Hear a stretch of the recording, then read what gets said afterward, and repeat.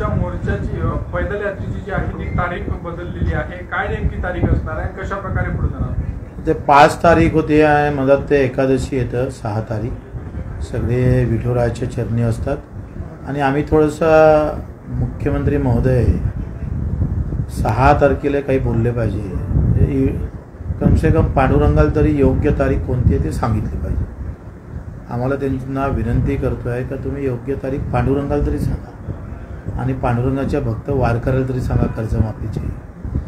का जो शेतकरी रोज आत्महत्येच्या दारावर उभा आहे त्या पांडुरंगाच्या चरणी प्रार्थना करून विनंती करून नतमस्तक होऊन मुख्यमंत्र्याला विनंती करतो आहे तर किमान 6 तारखेला तुम्ही ही तारीख योग्य तारीख जाहीर करावी.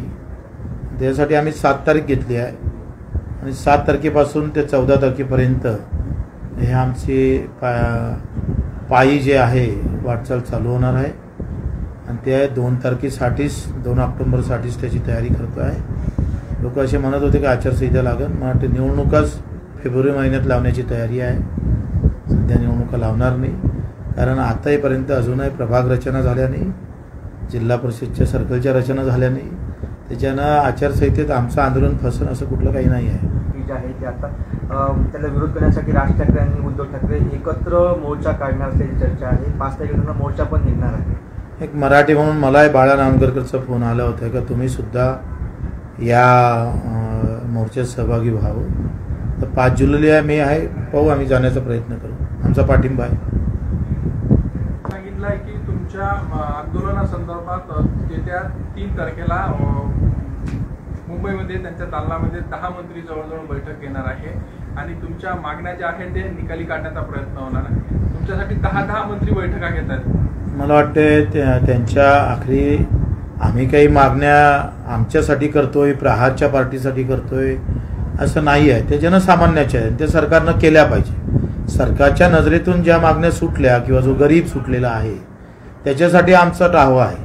आणि आमचं असं म्हणणं आहे का तुम्ही अदानी अंबानीच्या खिशात पैसे टाकता, ते माझ्या गरीबाच्या घरात पैसे येऊ दे ना, आणि ते पैसे त्या गरीबाच्या घरात यासाठीच ही मागणी आहे, हे आंदोलन आहे. हा सगळा बजेटचा पैसा गरीबाच्या त्याचा वाटेकरी झाला पाहिजे, त्याच्या घरात त्याच्या खिशात पैसे आले पाहिजे. म्हणून जसं त्याच्या हातात तुम्ही झेंडा दिला तर तुम्ही त्याच्या हातात झेंडा घेऊन निवडून आले, आम्ही त्याच्या खिशात पैसे देऊन त्याच्या आत्महत्या थांबवणार आहे आणि त्यांचं स्वागत आहे. 3 तारखेला काय मीटिंग होते, 2 तारखेला मीटिंग आहे. 2 तारखेच्या मीटिंगमध्ये काय निर्णय घेतं, कशा पद्धतीनं समोर जातं ते पाहू. आणि आमचं काही एक खानदानी विरोध नाही आहे. भाजप म्हणजे विरोधात, काँग्रेस म्हणजे जवळचा असा विषय नाही आहे.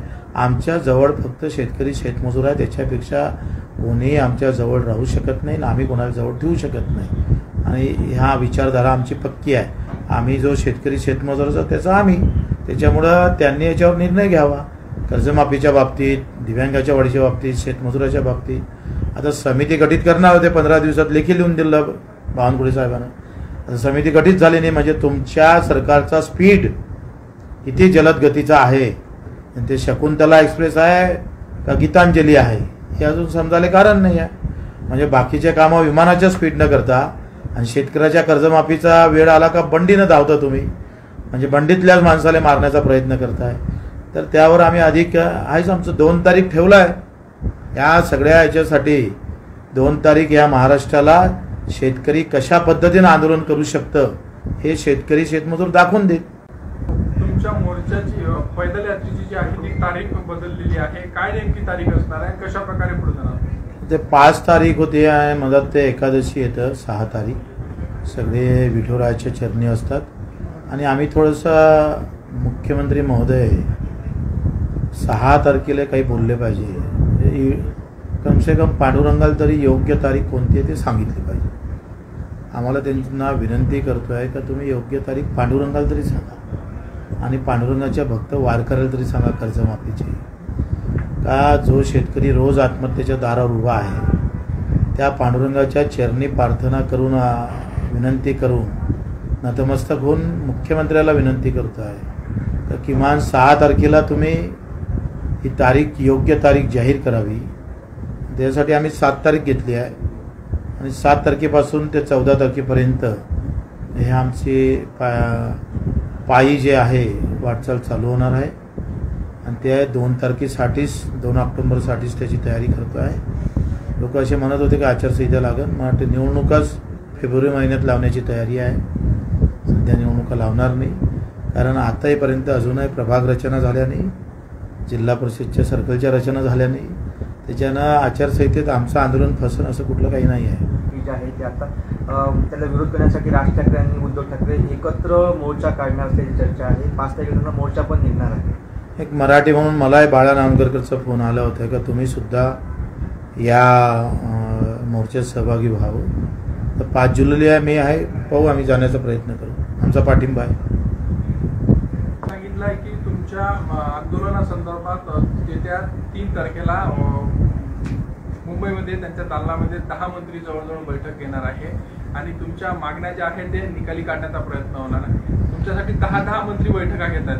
मला वाटते त्यांच्या आखरी आम्ही काही मागण्या आमच्यासाठी करतोय, प्रहारच्या पार्टीसाठी करतोय असं नाही आहे. ते जनसामान्याच्या आहेत, ते सरकारनं केल्या पाहिजे. सरकारच्या नजरेतून ज्या मागण्या सुटल्या किंवा जो गरीब सुटलेला आहे त्याच्यासाठी आमचा टाहवा आहे.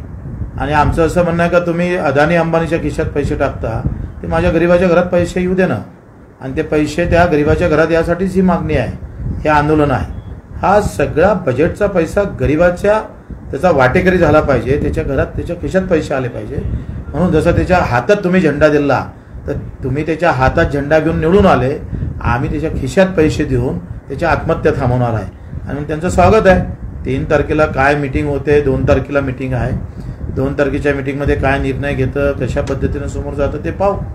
आणि आमचं काही एक खानदानी विरोध नाही आहे. भाजप म्हणजे विरोधात, काँग्रेस म्हणजे जवळचा असा विषय नाही आहे. आमच्या जवळ फक्त शेतकरी शेतमजूर आहे. त्याच्यापेक्षा कोणीही आमच्या जवळ राहू शकत नाही आणि आम्ही कोणाला जवळ ठेवू शकत नाही. आणि ह्या विचारधारा आमची पक्की आहे.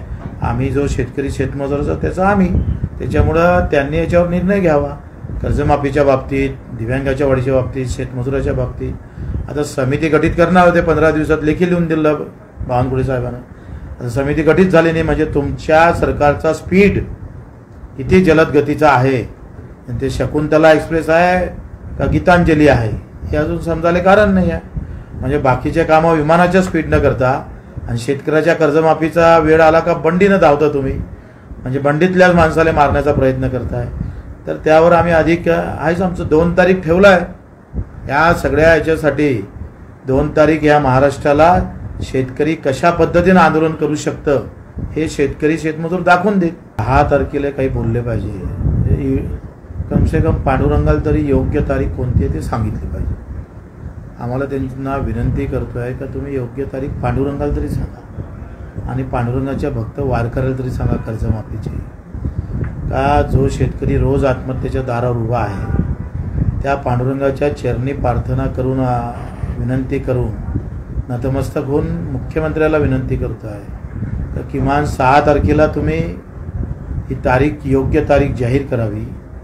त्यासाठी आम्ही 7 तारीख घेतली आहे आणि 7 तारखेपासून ते 14 तारखेपर्यंत हे आमची पायी जे आहे वाटचाल चालू होणार आहे.